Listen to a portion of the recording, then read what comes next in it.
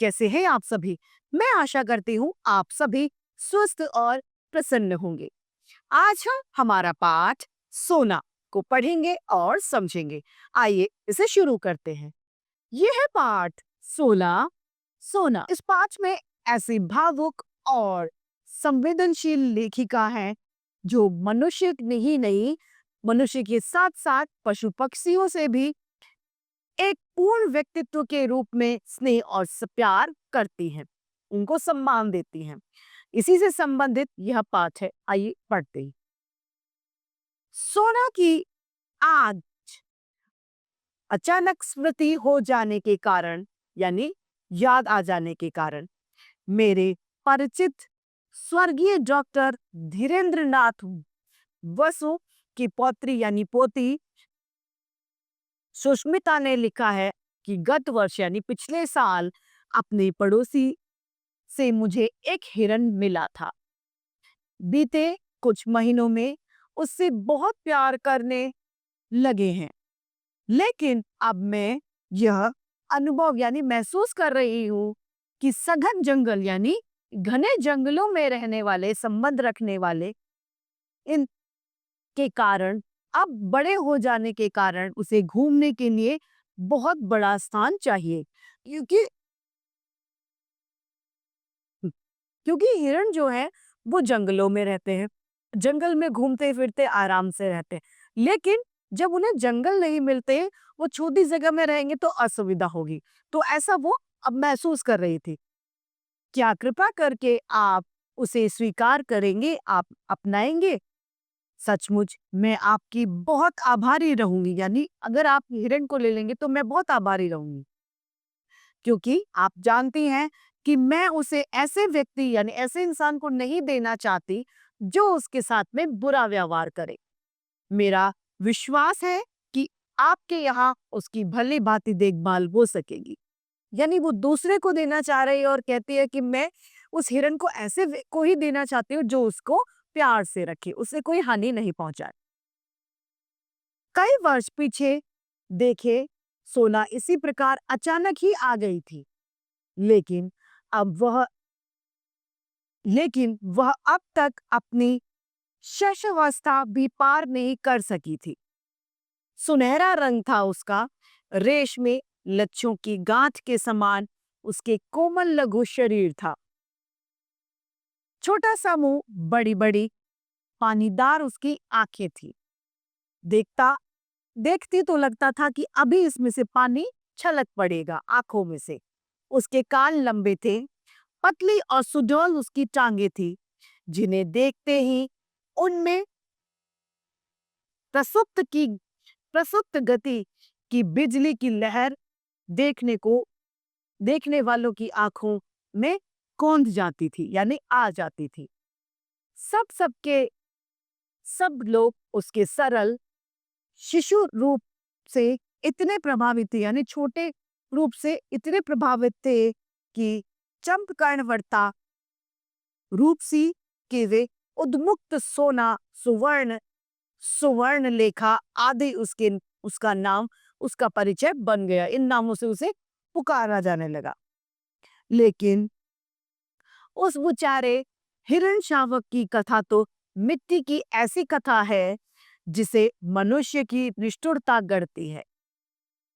बेचारी सोना भी मनुष्य के इसी निष्ठुर मनोरंजन प्रियता के कारण अपने अरण्य प्रवेश और स्वजाति से दूर है, मानव समाज में आ पड़ी है। वो अपनी जाति में किसकी वजह से नहीं है? इंसानों की वजह से। प्रशांत वनस्थली में जब असल भाव में रोमथन रोमंथन करता हुआ मृद समूह यानी हिरणों का समूह झुंड शिकारियों की आड़ से चौंक कर भागा, तब सोना की माँ जो थी वह सदक प्रसूता यानी अभी बच्चा देने वाली होने के कारण भागने में वो सफल नहीं हुई। सोना की माँ ने उसी समय बच्चा दिया था, इसीलिए वह भाग नहीं पाई। सदत जात मृग शिशु से तो भागा नहीं जा सकता था, अतः मृगी ने अपनी संतान को अपने शरीर की ओट में सुरक्षित रखने का के प्रयास से ही प्राण त्याग दिए, वो मर गए। पता नहीं दया के कारण या कौतुक प्रियता के कारण शिकारी मृत हिरणी के साथ उसके रक्त में सने और ठंडे स्तनों पर चिपके हुए शावक को जीवित उठा लाए, यानी जिंदा उठा लेके आ गए थे। उनमें से किसी परिवार की सदृढ़ गृहिणी और बच्चे ने उसे पानी पिला दिया, पानी पिला, दूध पिला पिलाकर 2-4 दिन उसे जीवित रख लिया था।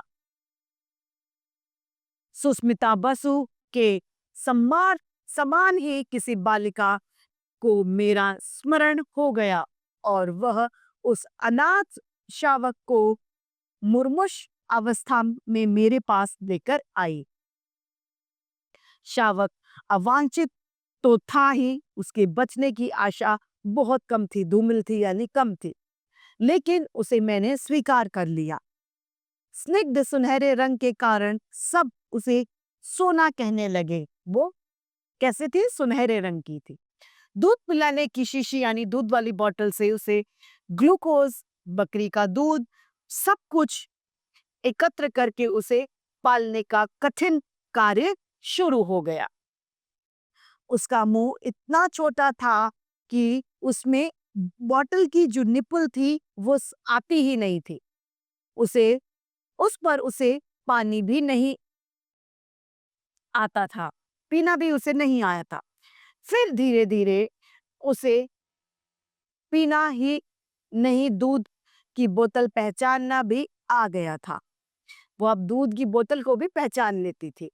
आंगन में कूदते फादते हुए भी वह भक्तिन को बोतल साफ करते देखकर वह दौड़ आती थी। जब उसकी बोतल दूध के लिए साफ होती थी तो उसे समझ आ जाता था कि अब मेरे दूध पीने का समय हो गया है, और अपनी तरल चकित आंखों से उसे ऐसे देखने लगती थी कि मानो वो कोई सजीव मित्र उसका हो। उसने रात में मेरे पास से सटकर बैठना सीख लिया था, वो उसके पास चिपक कर बैठती थी। पर वहां गंदा न करने की आदत कुछ दिनों के अभ्यास से पड़ पाई। अंधेरा होते ही वह मेरे पलंग के पास में आकर बैठ जाती और फिर सवेरा जब होता था तो बाहर निकलती थी। उसका दिन भर का कार्यकलाप यानी जो वो काम करती थी, कार्यकलाप भी एक प्रकार से निश्चित था। वो अपना दैनिक कार्य निश्चित करती थी।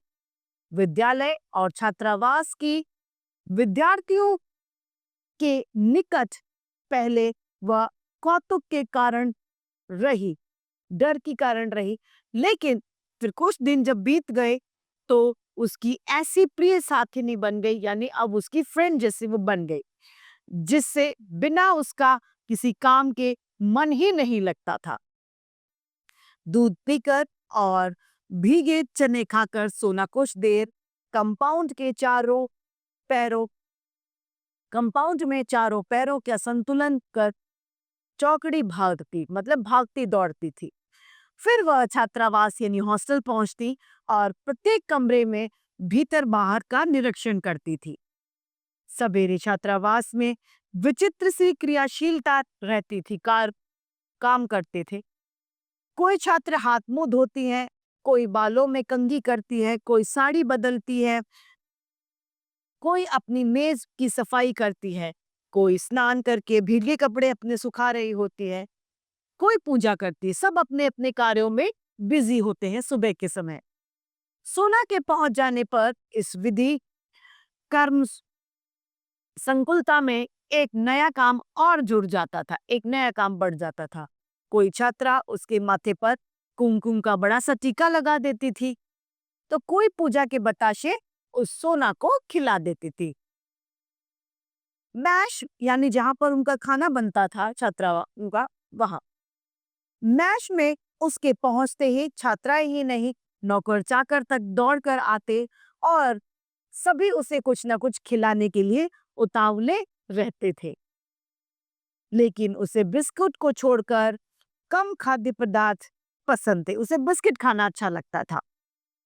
छात्रावास का जागरण और जलपान समाप्त होने पर वह मैदान में कभी धूप यानी घास खाने और कभी उस पर लेटती रहती थी। मेरे भोजन का समय वह किस प्रकार जान लेती थी, यह समझने का विषय था। यह पता नहीं चलता था कि वो जब खाना खाने का समय होता है तो उसे कैसे पता चल जाता है, लेकिन वह ठीक समय पर अंदर आ जाती थी और तब तक मुझसे सच कर खड़ी रहती थी जब तक मेरा खाना खत्म नहीं हो जाया करता था। कुछ चावल रोटी उसको भी प्राप्त था, यानी चावल रोटी उसे भी मिल जाते थे, लेकिन उसे कच्ची सब्जियां अच्छी लगती थी। घंटी बजते ही वह प्रार्थना के मैदान में पहुंच जाया करती थी। उसके समाप्त होने पर छात्रावास के सामने ही कक्षाओं के बाहर और अंदर चक्कर लगाना वो शुरू कर देती थी। उसे छोटे छोटे बच्चे बहुत प्यारे थे, क्योंकि उनके साथ का खेलने का अधिक अवकाश रहता था, यानी उनके लिए ज्यादा टाइम मिलता था, इसीलिए छोटे बच्चों को पसंद करती थी। वो लाइन में खड़े होकर सोना सोना पुकारते थे, यानी उसको नाम लेके बुलाते थे, और वह उनके ऊपर से छलांग लगाकर एक ओर से दूसरी ओर कूदती रहती थी। वह सर्कस जैसा खेल करती थी और कभी घंटों ये काम चलता रहता था। बच्चे भी खुश और हिरण भी खुश, क्योंकि खेल के घंटों में बच्चों की एक कक्षा के उपरांत दूसरी आती रहती। मेरे प्रति यानी मेरे लिए स्नेह यानी प्यार प्रदर्शन की वो कई प्रकार से अपने प्यार को प्रस्तुत करती थी। बाहर खड़े होने पर वह सामने या पीछे से छलांग लगाती और मेरे सिर के ऊपर से दूसरी ओर को निकल जाया करती थी। मुख्य सामान्यतः देखने वालों को डर होता था कि मेरे सिर पर चोट न लग जाए, लेकिन वह पैरों को इस तरह से अपने अंदर फोल्ड कर लेती थी, सिकोड़ लेती थी कि मेरे सिर को इतनी ऊंचाई से लांघती थी कि चोट लगने की कोई समस्या ही नहीं थी। कोई भी मौका, कोई चांस ही नहीं था जो उसके सिर में चोट लग जाए। भीतर यानी अंदर आने पर वह मेरे पैरों से अपना शरीर रगड़ने लगती थी। मेरे बैठने पर वह साड़ी का छोर, जो साड़ी का पल्लू का टुकड़ा था, वो मुंह में ले लेती थी और कभी पीछे से चुपचाप खड़े होकर चोटी ही मेरी चबा लेती थी। डांटने पर वह अपनी बड़ी गोल और चकित आंखों से ऐसे अनिवार्य जिज्ञासा भरकर एकटक देखने लगती थी कि मतलब हंसी आ जाया करती थी। अनेक विद्यार्थियों की भारी भरकम गुरुजी से सोना को क्या लेना देना था।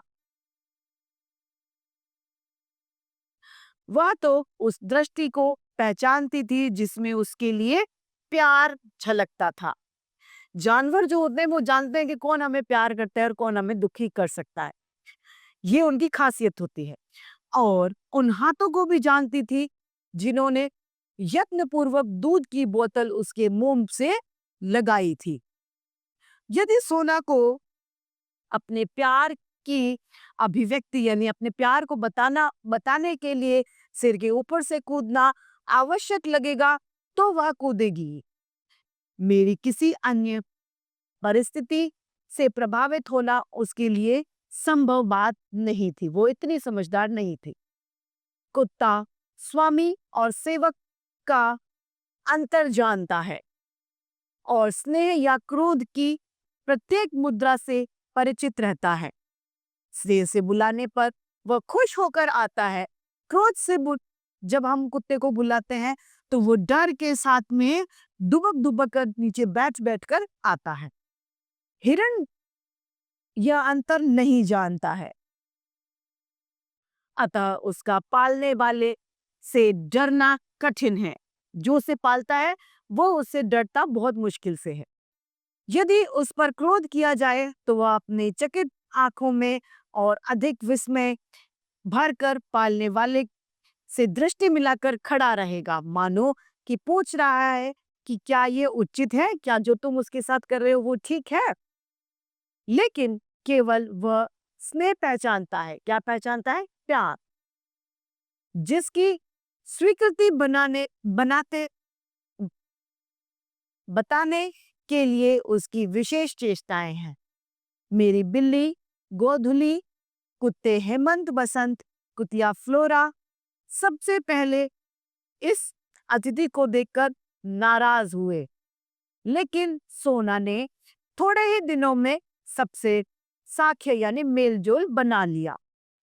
फिर तो वह घास पर लेट जाती और कुत्ते और बिल्ली उस पर उछल कूद करते रहते थे। कोई उसका कान खींचता, कोई पैर। जब वे इस खेल में लीन हो जाते थे, तब वह अचानक चौकड़ी भागती थी और गिरते पड़ते उनके पीछे दौड़ने लग जाती थी। एक साल वर्ष भर का समय जब बीत गया, तो सोना हिरण शावक से हिरण में अब परिवर्तन हो गई थी। बच्चे से वो बड़ी हो गई थी। उसके शरीर के पीताभ रोए ताम्रवर्णी झलक देने लगे। टांगे अधिक मजबूत और खुरों में कालेपन की चमक आ गई थी। पैरों में ग्रीवा यानी गर्दन अब अधिक बंकिम और लचीली हो गई थी। पीठ में भरा वाला उतार चढ़ाव और स्निग्धता दिखाई देने लगी थी। लेकिन सबसे ज्यादा विशेषता तो उसकी आंखों और दृष्टि से मिलती थी। आंखों के चारों ओर खिंची कजल कोर में नीली गोलक और दृष्टि ऐसी लगती थी कि मानो नीलम के बल्लों में उजली विद्युत का स्फुरण हो। इस बीच में फ्लोरा ने भक्तिन की कुछ अंधेरी कोठरी में एकांत कोने में 4 बच्चों को जन्म दिया और वह खेल के संगियों को भूलकर अपनी नवीन सृष्टि के संरक्षण में बिजी हो गई। अब जो बच्चे थे उनके देखभाल में वो बिजी हो गई। एक दो दिन सोना अपनी सखी को ढूंढती रही। फिर उसको लघु जीवों ने घेर देखा तो उसकी स्वाभाविक चकित दृष्टि गंभीर और विस्मय यानी आश्चर्य से भर गई। एक दिन फ्लोरा कहीं बाहर घूमने चली गई थी और सोना भक्तिन की कोठरी में निश्चिंत लेटी है। पिल्ले आंखें बंद करने के कारण चींची करते हुए सोना के उदर यानी पेट में दूध को खोज रहे थे। तब से सोना के नित्य के कार्यक्रम में पिल्लों के बीच लेट जाना भी शामिल हो गया। आश्चर्य की आश्चर्य की बात यह है कि फ्लोरा हेमंत बसंत या गोधुली को तो अपने बच्चों के पास आने ही नहीं देती, लेकिन सोना के संरक्षण में वो उन्हें आश्वस्त भाव से इधर उधर चली जाती थी। यानी सोना की देखभाल में वो बच्चों को छोड़ देती थी। उसे सोना से कोई डर भय नहीं था। संभव तो हो सकता है कि वह सोना की सहेली, स्नेही और अहिंसक प्रवृत्ति यानी प्यार और जो बिना लड़ाई की जो उसकी आदत थी सोना की, उससे वो समझदार हो गई थी। पिल्लों के बड़े होने पर और उसकी आंखों के खुल जाने पर सोना ने उन्हें भी अपने पीछे घूमने वाली सेना में शामिल कर लिया और मानो इस वृद्धि के उपलक्ष्य में आंदो आनंदोत्सव यानी एक खुशी का आनंद का उत्सव जो है मनाने के लिए अधिक देर ललक मेरे सिर में आर पार चौकड़ी भरती रही। उसी वर्ष गर्मियों में मेरा बद्रीनाथ जाने का कार्यक्रम बन गया। प्राय यानी मुख्यतः मैं अपने पालतू जीवों के कारण प्रवास में कम ही रहती हूँ, कम आना जाना करती हूँ। उनकी देखभाल के लिए सेवक रहने पर भी मैं उन्हें छोड़कर आश्वस्त नहीं हो पाती, यानी मैं उनके ऊपर उनको छोड़कर एक संतुष्टि अपने अंदर महसूस नहीं करती, पता नहीं उलझन में रहती है लेखिका। भक्तिन अनुरूप आदि के साथ जाने वाली जाने वाले थे ही पालतू जीवों में से मेरा फ्लोरा के साथ ले जाने का निश्चय मैंने कर लिया, क्योंकि वह मेरे बिना नहीं रह सकती थी। सोना की सहज चेतना ने न मेरी यात्रा जैसी स्थिति का बोध था और न ही प्रत्यावर्तन का। उसी से उसकी निराशा, जिज्ञासा और विस्मय का अनुमान मेरे लिए एक सहज था। पैदल आने के निश्चय के कारण बद्रीनाथ की यात्रा में ग्रीष्म अवकाश यानी गर्मियों की छुट्टियां समाप्त हो गई। जुलाई को लौटकर जब मैं बंगले में दरवाजे पर आकर खड़ी हुई, तब बिछड़े हुए पालतू जीवों में कोलाहल मच गया, हलचल मच गई। गोधुली मेरे कंधे पर आकर बैठ गई। हेमंत बसंत चारों ओर परिक्रमा चक्कर लगाने लग गए, हर्ष की ध्वनियों से मेरा स्वागत करने लग गए। मेरी दृष्टि सोना को खोजने लगी, क्योंकि वह अपना उल्लास व्यक्त करने के लिए मेरे सिर के ऊपर से छलांग नहीं लगाती। सोना कहाँ है पूछने पर माली आंखें पोंछने लगा और चपरासी चौकीदार एक दूसरे का मुंह देखने लग गए। वो लोग आने के साथ ही मुझे कुछ दुखद समाचार देना ही नहीं चाहते थे, लेकिन माली की भावुकता के बिना बोले ही उसने सब कुछ कह दिया था। ज्ञात हुआ, पता चला कि छात्रावास के सन्नाटे और फ्लोरा के तथा मेरे अभाव के कारण सोना इतनी अस्थिर हो गई कि इधर उधर कुछ खोजती सी वह प्राय कंपाउंड से बाहर निकल जाती थी। इतनी बड़ी हिरनी को पालने वाले तो कम थे, लेकिन उसका खाद्य और स्वाद प्राप्त करने के इच्छुक व्यक्तियों की बहुत मात्रा में लोग मौजूद थे। इसी आशंका से माली ने उसे मैदान में एक लंबी रस्सी से बांधना शुरू कर दिया था। एक दिन न जाने किस स्तब्धता की स्थिति में बंधन की सीमा भूलकर वह बहुत ऊंचाई तक उछली और रस्सी के कारण मुख के बल पर धरती पर वो आकर गिर गई। वह उसकी अंतिम सांस और अंतिम उछाल थी, वो मर गई। सुनहले रेशम के गठरी के शरीर को गंगा में प्रवाहित कर आए और इस प्रकार किसी निर्जन वन में जन्मी और जन्म संकुलता में पली सोना की करुण कथा का अंत हो गया। सब सुनकर मैंने निश्चय किया कि अब मैं हिरण नहीं पालूंगी, पर संयोग से फिर मुझे हिरण पालना पड़ रहा है। इस कहानी की रचयिता है महादेवी वर्मा। तो देखिए कितने अच्छे लोग भी हमारी दुनिया में हैं, जो इंसानों से जैसा प्यार करते हैं वैसा ही प्यार पशु पक्षी और जानवरों से भी करते हैं। और हमें भी इस बात को सोचना चाहिए, अनावश्यक रूप से कभी भी किसी जानवर को हमें नहीं सताना चाहिए। तो इसी सीख के साथ हमारा ये पाठ समाप्त होता है। मैं आशा करती हूँ आप सभी को यह पाठ भली भांति रूप से समझ में आया होगा। आज के लिए इतना ही, फिर मिलते हैं। धन्यवाद।